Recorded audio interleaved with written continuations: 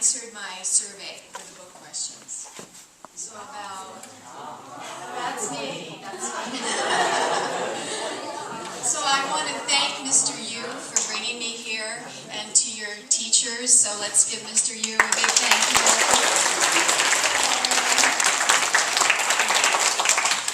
So let me give you a little background. And I teach California style, which means we don't do questions at the end. We do questions as they come up. So when you have a question or a comment, just let me know. So since 2005, I've been working on this book very hard. And if anybody wants to read it, I'll email it to you. And it's 400 pages. So I don't imagine that I'll have a lot of takers. But the book is about how global youth, you, are changing our future. Because you're the future leaders. So where are you going to take the world? And let me just start off by asking you that question. How do you think you will make Korea differently than your parents and grandparents did? Anybody want to start out and be brave?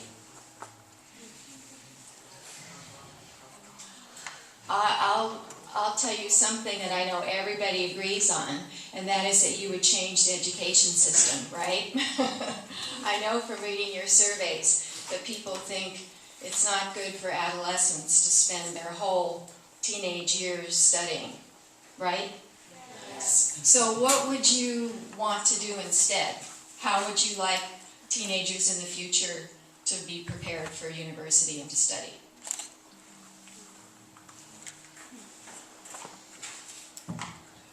Who's going to be the brave one? If you were the boss, if you were the head of the whole educational system, what would you do differently?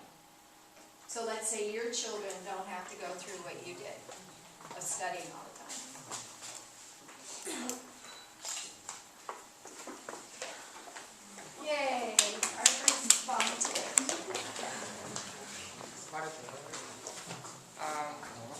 Cancel the night self-studying system.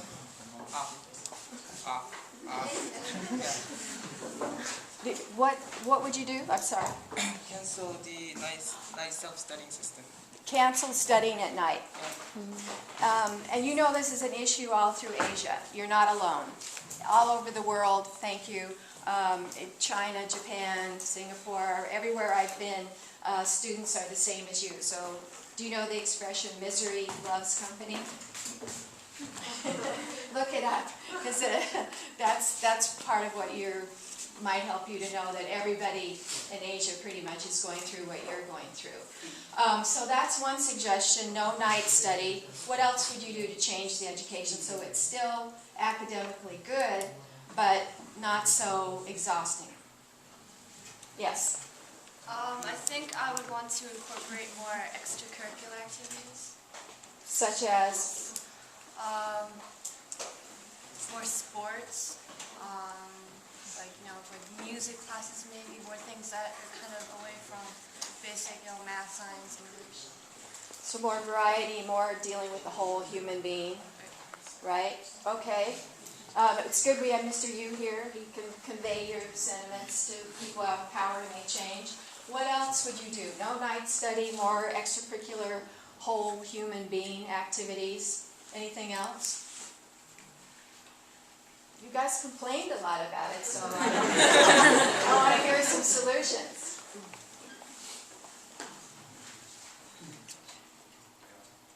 Because in the States, it's different. That in high school, people don't study as hard as they do in university. And university, you really study hard. So any other thoughts about how if you were in power, you would change society, not just education, but anything? How would it be different if you were in power? If, supreme ruler said, okay, this class, you're in charge of Korea. I know that you would make sure Japan doesn't get those islands. I know that. What else?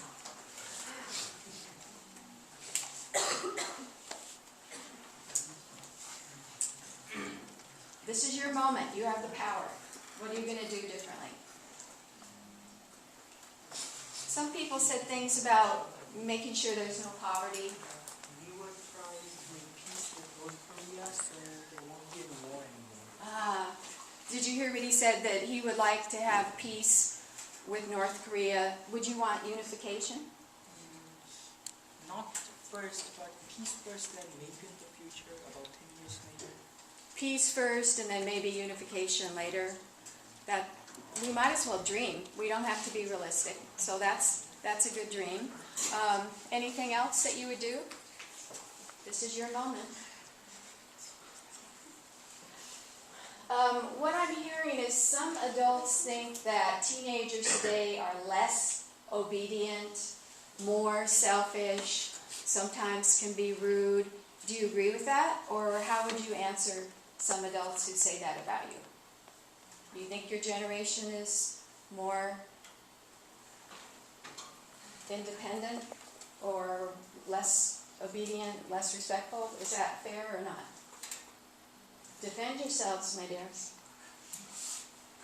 I think it's just the culture that's changing. The culture's changing how?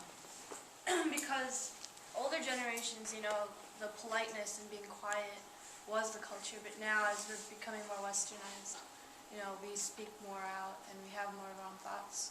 And I think this is part of the culture that's changing.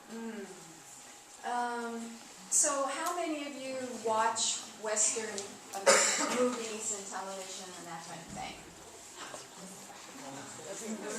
Everybody. So it's interesting to think how the whole world is being influenced. You could do an interesting paper on how the world is changing because of Western movies and TV. And a lot of times the message is buy things. Did you ever see that TV show Sex in the City? It's like, oh, I got my new shoes and I got my new purse. I'm good to go. So that's really a sad kind of value system, isn't it? So I hate to see Western values meaning buy things and eat junk food like McDonald's, and that makes me feel really sad. Okay, anything else that you would do? You have the power to change. What would you do?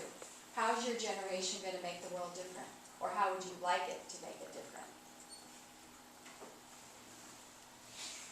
Why don't you think about this, and I'll come back to you.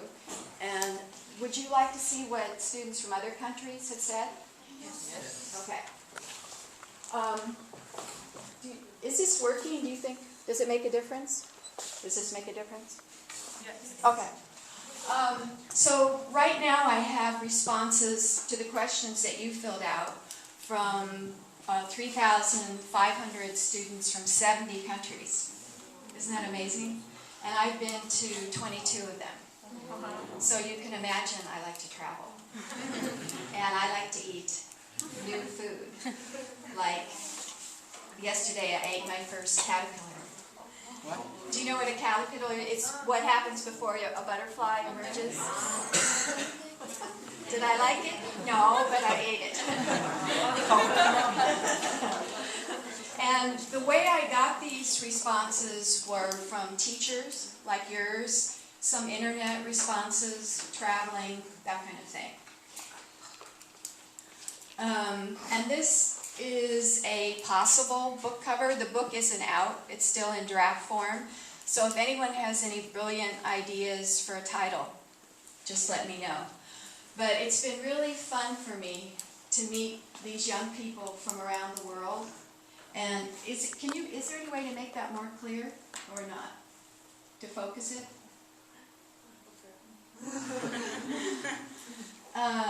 So the girl with the water buffalo in the top, do you see her? She's from Pakistan. And I haven't met her, but she's going to come and stay with me next month. She's in medical school now. And she's going to job shadow a physician I found who's willing to take her around his hospital. So it's been really fun for me, as well as interesting intellectually, to have relationships with people around the world. Very exciting. Are you understanding my English? Yeah. Good? Yeah, okay. Let me know. Next, my California. Let's see. We don't need this one.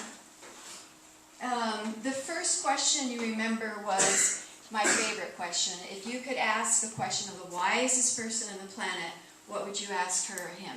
Remember that one? And let's see what other students said. Let's just read the totals. We won't bother with the breakdown by gender and region because we don't have enough time. And by the way, these are preliminary. I have a whole bunch more that haven't been added to the statistical package. But the most common question was, what's the meaning of life? And how to have success personally in my life. And there were a lot of questions about the wise person. How did you get to be so wise? Or are you happy? That kind of thing. And then younger kids were more likely to ask very specific questions like, can I fly? To ask about science questions like, how big is the universe? So as you get older, like you, then you're capable of abstract questions, like the meaning of life. And I was surprised that there were so many questions about death, because I didn't think that young people would think about that yet. But there were questions, what happens after death? Is there reincarnation? Is there heaven and hell? That kind of question. So I thought that was interesting. Okay, this is a girl in a school in Dar es Salaam. What country is that in? You know? In Tanzania.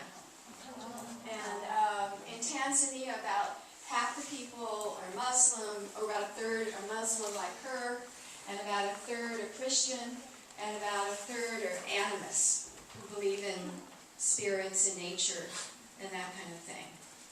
And, wait, let's see. So what was really interesting to me is I hear a lot of adult criticism of your generation as being selfish, absorbed with their texting, but I'm very encouraged because what came out as people's life purpose was to do good.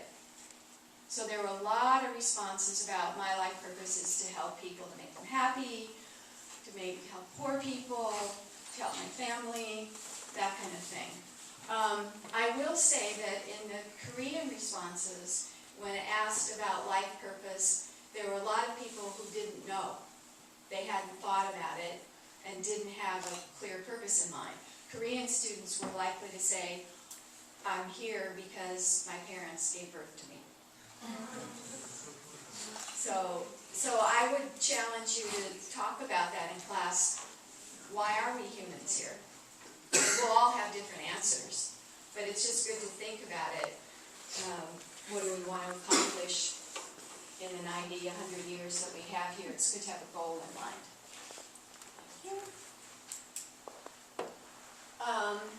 So this second question was about what bothers you on your daily life. And it's interesting because the young kids said their siblings. My brother, my sister. They really annoy me. And you can relate to that. But, this is interesting. This is a little girl in Shanghai. And she lives in one room.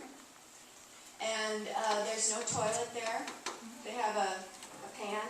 And then they have to take it outside to the outside toilet to dump it. And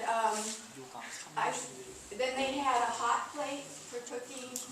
And I think they had a little refrigerator. I don't remember. But yeah, they had a television. Everybody around the world has television.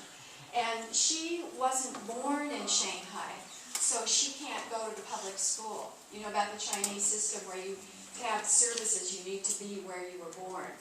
And so a lot of immigrants from the countryside come to the city, and their kids can't go to the regular schools, the public schools. So she goes to a school where it's a charitable kind of school, where it doesn't cost very much. And it was sad because she burned her leg, scalding hot water on it, and so she never wears skirts or dresses because she doesn't want to show her scar, and the family doesn't have the money to get it fixed medically. So whenever any of us think, oh, we have problems, we can just think, my God, we have a toilet, how wonderful.